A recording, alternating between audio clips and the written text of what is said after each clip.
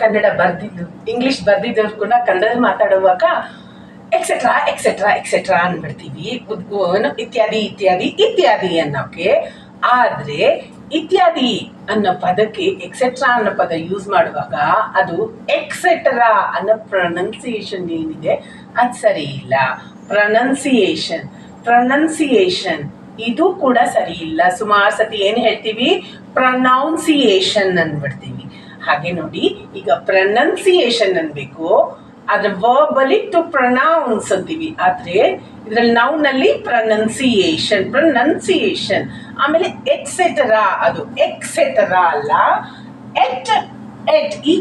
ಎಟ್ಸೆಟರಾ. ಹೀಗೆ important daily tips ಮತ್ತು corrections ಮಾಡ್ಕೊಳ್ಳಿ. ನಿಮ್ಮ ಡೈಲಿ ಇಂಗ್ಲೀಷಲ್ಲಿ ನನ್ನ ಚಾನೆಲ್ಗೆ ಸಬ್ಸ್ಕ್ರೈಬ್ ಮಾಡ್ಕೊಳ್ಳಿ.